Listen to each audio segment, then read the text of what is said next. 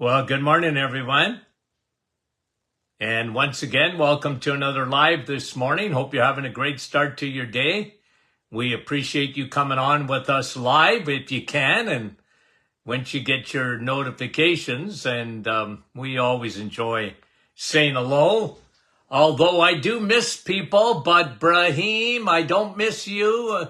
Well, I miss you, but I don't miss you. You know what I mean? Michael Norland. Meaning that I always seem to see Brahim and Michael, just about for sure, and Andrea for Niagara Falls, and Rosa from Montreal, and Fran from Orangeville, our dear faithful, Lynn, Sprucedale, Patricia, Calgary, and Beverly from New Brunswick. Good morning. Lori, Alberta, Yvette, how are you? Rebecca, Callender, Nick from our staff, and Jeanette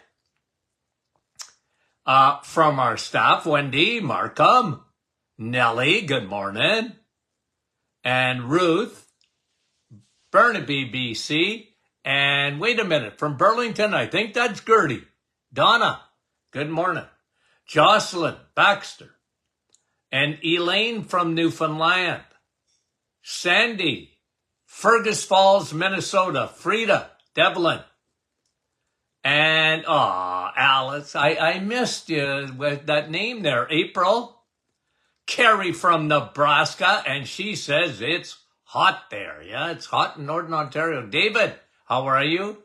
Eileen, Brampton, Danny, good morning. Cindy, Stevensville, Newfoundland, Janine, Rain Cloud, how are you? From Michigan. Carmel from Newfoundland. And where is that? Brampton, I missed it. I missed two in a row there. And Francis Marie, good morning. I hate to miss you guys. Gary and Carol, Newfoundland is well represented. Rosalinda, Melissa, and Sharon from Kansas. Gotta be hot there. Carol and Kelly from London. Donna, good morning, another Donna. Deb from Detroit, Michigan, Texas. Who is that? Wanda, how are you? From Virginia. Tina and Francis and Kelly, New Jersey. Jude, good morning. She said she's in the clouds. Wanda, Ridgeway, Annie, in Guérin, Janice, Sherry from Mississauga, Rose, Lighthouse Cove, and I think that was Millica. I could be wrong. Gloria, I'm sorry I missed you. Sandy, I'm sorry I missed you. And I'm glad you came back up so I could see it. Heather, Jude, another Jude. John, there's our friend from Elgin, Illinois. And, okay, Deb, how are you? Norma. Rhoda and Margaret from Lakelet, Soggy Lakelet. Lori, Cambridge. Two more. Millica, good morning. And I missed her. Lisa from Rosso. That's a beautiful area. And I miss. Rita, good morning. Okay, let's go through. I want to go through a couple of news items and a couple of studies. Okay? Couple of news items and a couple of studies. Now, I don't know if you heard about this one or not, but I kind of laugh. Okay?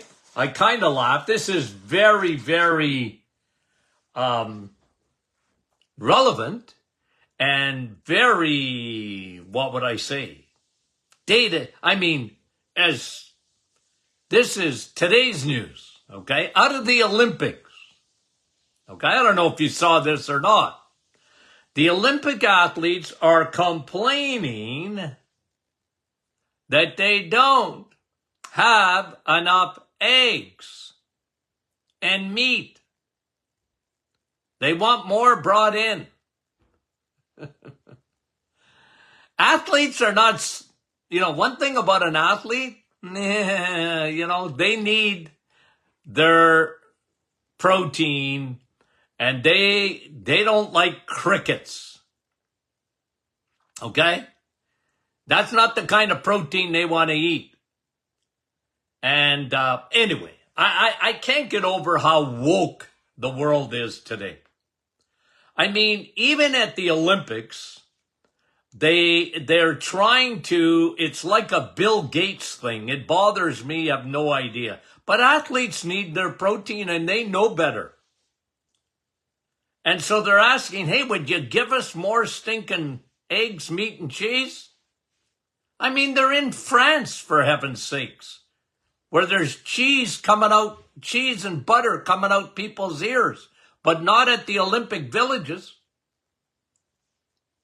Headline, Olympic athletes ask for more eggs, meat, and cheese. Boy, that sounds like familiar, doesn't it? Okay, I just wanted to bring that up. Okay, here's another one. Just came out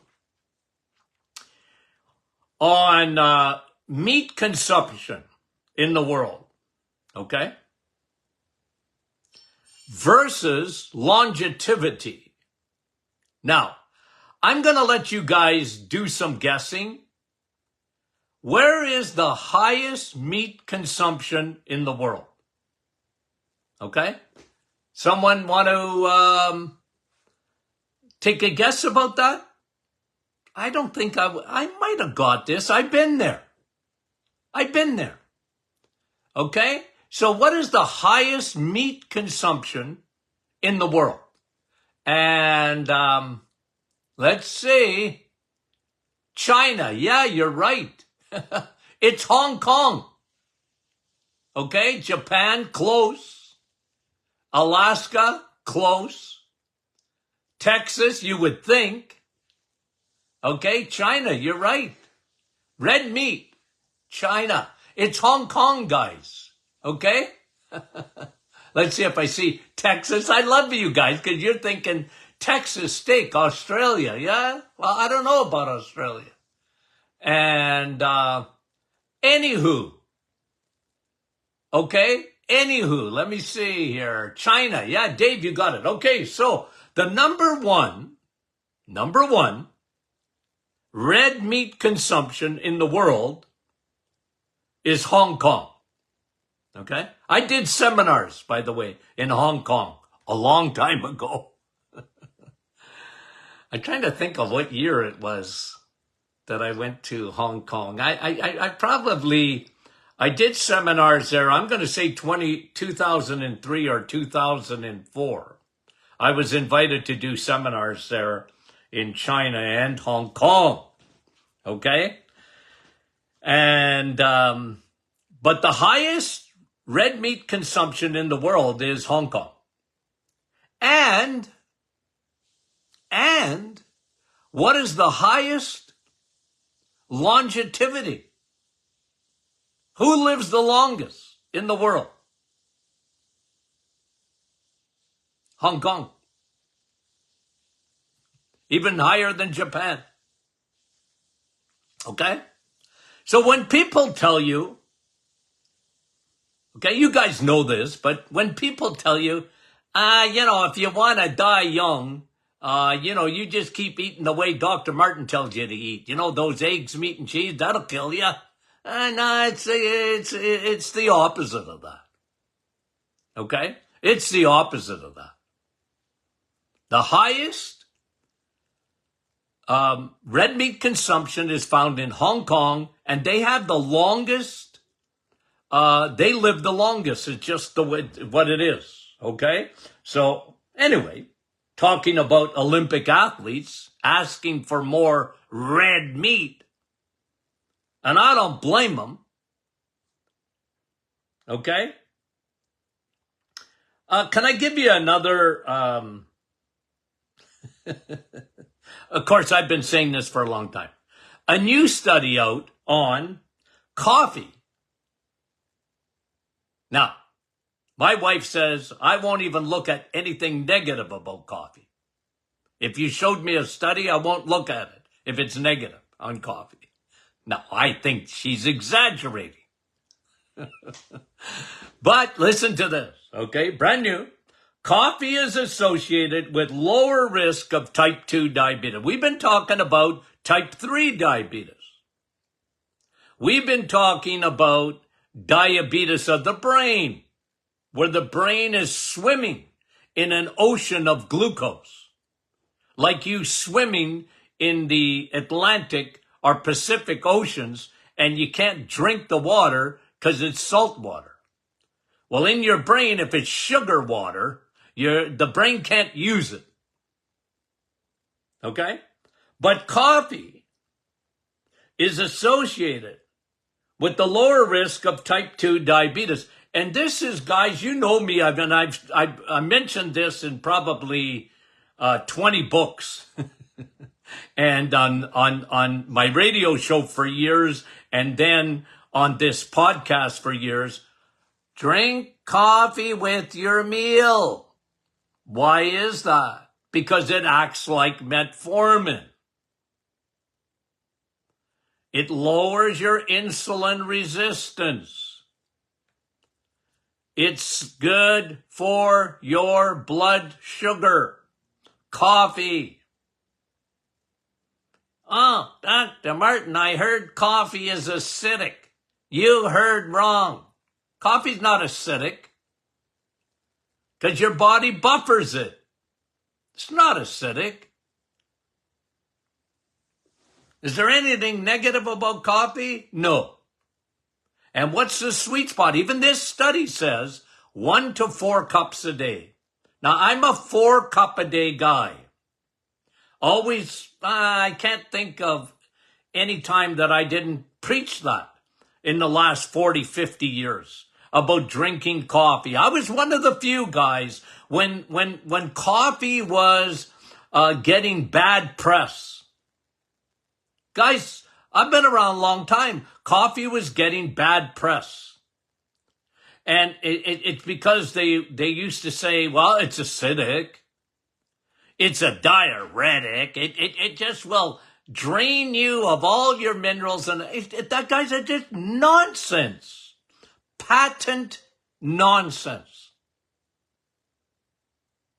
So, I'll post this afterwards so you can look at it. Coffee is associated with lower risk of type 2 diabetes. I think that's why I'm not a diabetic, because I drink coffee. I love coffee, okay? I feel sorry for people that don't like coffee. Okay, another study. Okay, so here's one that came out just recently. I read this yesterday, I think.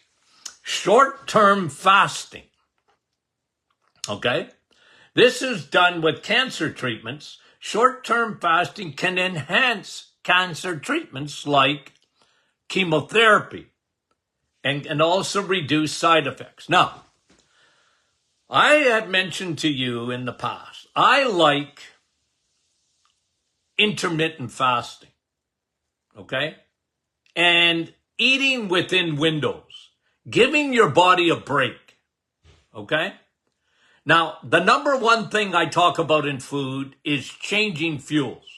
Go from carbs to protein and fat.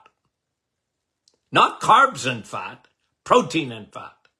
In nature, the way God gave it to us. Eggs, meat, and cheese. Okay? You can't go wrong with that. Now, okay? I like intermittent fasting, meaning don't eat at night. For a lot of people, that can be their intermittent fasting. They just don't eat at night. So let's say you finish supper at 6 o'clock and you don't eat again till 8 o'clock in the morning. Well, you've gone 14 hours, right? And that's fasting. If you go till 10 o'clock, well, now you're at 16. You go to noon, now you're at 18. Now, I'm not telling people to do that. If you can do it, good for you. If you feel good, good for you. Some people need to eat a little bit more frequently than that. No problem. Eat the right fuel. Because if you are eating eggs, meat, cheese, dairy, okay? You like yogurt, Greek, plain, a little bit of carbs in there, a little bit of natural sugars in there. But guys, I'm telling you, it's got a lot of fat. If you get the fat one, don't take the fat free. Greek, plain yogurt. I like that stuff. Okay? I don't ditch dairy, switch it. Okay? Now, if you're eating eggs, meat, and cheese, you really are, okay, fasting without fasting. Because what all these fasting gurus are talking about, they're talking about autophagy. If you don't eat, your body has an ability to, it's better when you're not eating in terms of your body getting rid of waste, okay? And that's what they talk about. And even some blood sugar regulation or whatever. But one thing I knew in my practice, if you were eating the right foods, your body wasn't working hard to break those foods down. Now your stomach is, but your stomach is built for that.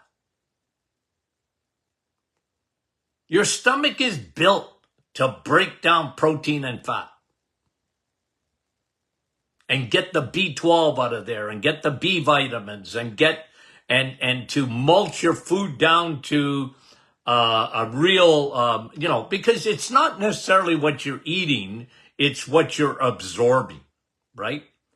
And we have so much digestive issues today anyway. We'll talk about that too, because I got one on digestion. Yeah, I do have one on digestion.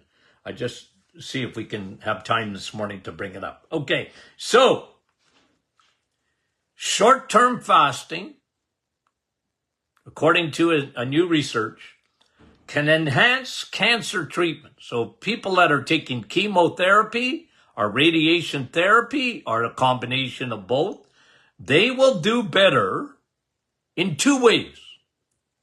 According to this research study, their cancer treatment will be more effective. And 2, it reduces side effects of those treatments if you can do some short-term fasting. Now, they were talking about even 24 hours fasting, eating only once a day or whatever. And listen, whatever works for people. Now, one thing about, and I think I've said this a few times, and people have asked me about this, and look, I'm not big on long-term fasting. Okay, like 48 hours or 72 hours. Now, if you got a cancer diagnosis, I've seen some research on this, that if you have a cancer diagnosis, you just get it. I got cancer. One of the things that the studies have shown that I've looked at is that if you do a 48-hour, okay, a 48-hour fast, like 2 days of not eating, when you get a cancer diagnosis, apparently, according to the research I've read, it can be helpful. And it's the idea of fasting is not giving cancer tumors food, giving it no glucose. Now, again, when it comes to cancer, and you guys are well aware of this, when it comes to cancer, don't feed it. And it's ravenous. We've known this since the 1920s. Not that I was around, but we've known this in research since the 1920s. Otto Warburg. won Nobel Prize on his work on cancer and starving cancer. Not eating, but not eating sugar. And I know it's too bad that the cancer societies, it's too bad that oncologists, it's too bad that anybody in the, not anybody, but just about everybody, including dietitians in the cancer industry, don't promote this. We've known it since 1920. PET scans don't work without glucose. And, there was someone on our private Facebook group, I think it was last week, I don't know if it was last week or the week before, just saying, well, sugar doesn't cause cancer, okay? Sugar doesn't cause cancer. But one thing we know for sure, I would disagree with that statement, but here, I'll give people credit and say, maybe it don't cause it, but it sure the heck feeds it. It sure the heck feeds it.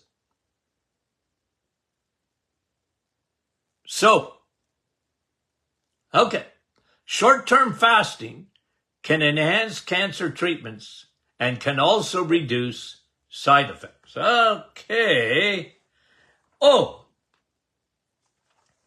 I am going to post this afterwards. So it's a review of long-term review of reducing LDL cholesterol. Okay? That's been the goal of cardiology. Again, dietitians, mainstream, everything. The goal has been to reduce the boogeyman of cholesterol called LDL, okay? Low density lipoprotein. Okay?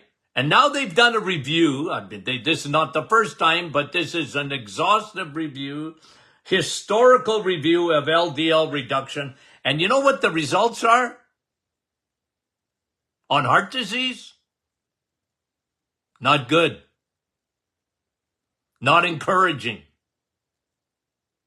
They've been looking for love in all the wrong places. How can it be? And you know me, guys, I've been so consistent on this. I don't even know how many thousands of times publicly, radio, podcasts, seminars. I can guarantee you, when I was over in China, in, I can't remember, 2003, 2004, Korea, Europe. You know what my message was? A lot of it? Why are we vilifying cholesterol? Why are we aiming at lowering cholesterol? If it's necessary for the synthesis of vitamin D. One of the reasons, you know me on Sun, Steak, and Steel. One of the reasons that people walk around and they don't know it because nobody's testing them, or very few get tested on this. They walk around with low levels of vitamin D. If you have low levels of vitamin D, you're going to die young. Okay? Mortality rates go up incredibly. But again, there's a war on vitamin D. But you can't even absorb vitamin D without cholesterol. You need cholesterol to synthesize vitamin D. And you guys know what I think of vitamin D. You guys know what I think of the sun, another boogeyman to the world. They want to block the sun. It's insanity on steroids. And there's been a mantra. Hey, listen, I watched the start of it. That's how old I am. And for the last 60 years, okay? For the last 60 years, let's get cholesterol down. We're not healthier. Heart disease is still the #1 killer. It's been a colossal failure. And they do a systematic, historical review of all the studies on reducing LDL cholesterol. And here we are today in 2024. And you know what they're saying? It hasn't even made a dent. Hasn't even made a dent in heart disease. We're lowering cholesterol. Why? And I'm not even optimistic we're going to change this. It's patent insanity. You need cholesterol. Otherwise, you can't even synthesize vitamin D. You need cholesterol. Ladies, you need cholesterol to transport your hormones. One of the reasons we have so much hormones, an imbalance of hormones, is because there are not enough delivery trucks on the highways and byways of your blood vessels that are transporting hormones. That's what cholesterol does. Like LDL. Well, wait a minute, Dr. Martin. LDL, isn't that the bad cholesterol? Well, if you want to have low LDL, you're going to die younger.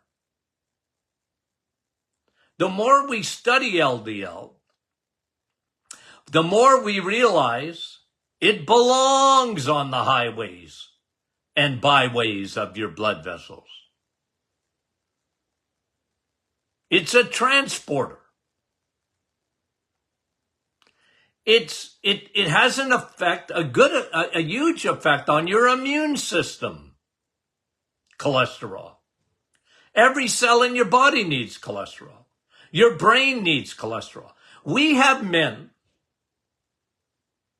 a lot of men, especially after the age of 50, they got no more testosterone. They're full of estrogen. You need cholesterol to make testosterone, men. You need vitamin D, men, to make testosterone. And you can't even get good levels of vitamin D without cholesterol. And because cholesterol is found in the animal kingdom in terms of food, see, your liver makes it. You know my expression, God don't trust you. Yeah? You like my expressions? God don't trust you. What? Well, he doesn't trust you. Because man, left to man's ingenuity, like men are very smart. Men and women are very smart. Oh yeah, we're made in the image of God. We're smart. But when we think we're smarter than God, that's when we get into trouble. Oh, we don't need cholesterol. And we shouldn't eat cholesterol. Cholesterol is only found in the animal kingdom. Cholesterol is not found in plants. Does that mean plants are no good? No, I didn't say that. All I'm telling you is God don't trust you. Because if you don't eat enough cholesterol, your liver has to make it all. I've always said, okay, 85% liver, you make up the 15% to get to 100. And if you're a vegetarian or you're a vegan or you don't eat enough eggs, meat, and cheese, you're not going to make enough cholesterol. And your fat-soluble vitamins, vitamin A, vitamin D, vitamin K2, fat-soluble vitamins, you're going to be deficient. Vitamin A is not found in the plants. It's found in the animal kingdom. Guys, carrots is not vitamin A. I know your mommy told you that. You need vitamin A for your eyes, but it's not carrots. That's beta-carotene. That's a precursor. You need the proretinol A. That's in the animal kingdom when you eat eggs, meat, and cheese. The Olympic athletes know it. What a colossal failure lowering LDL cholesterol. And I know you're going to get the life scared out of you by 99% of physicians. You're going to get your cholesterol down. Get it down, get it down, get it down. And you're a layperson. It's tough. It's tough sledding, guys, because there's so much pressure. The pressure starts from the top. The pressure starts in medical school. The pressure starts from the pharmaceutical companies and the nutritionists.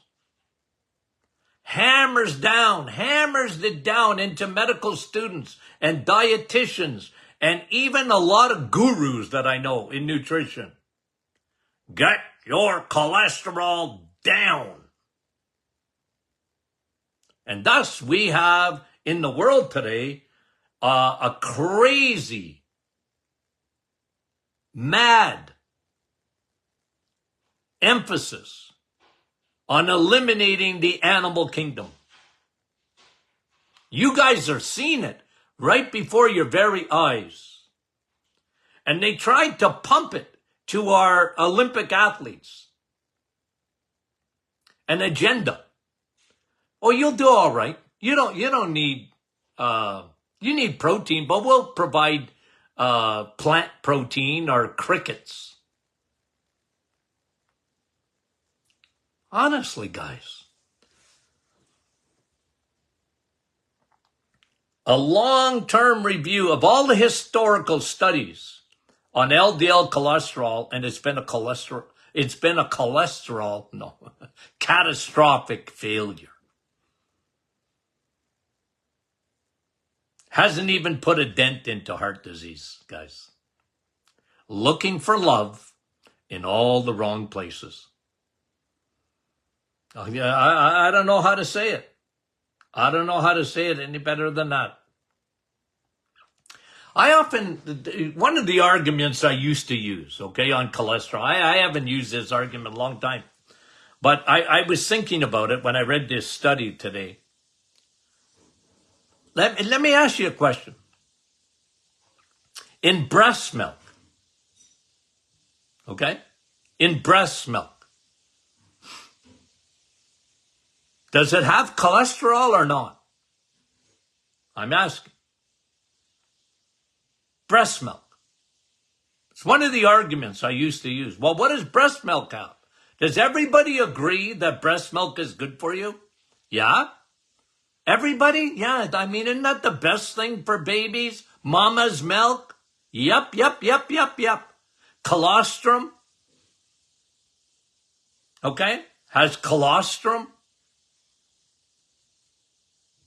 But it has cholesterol. You think baby needs cholesterol? You bet your boots.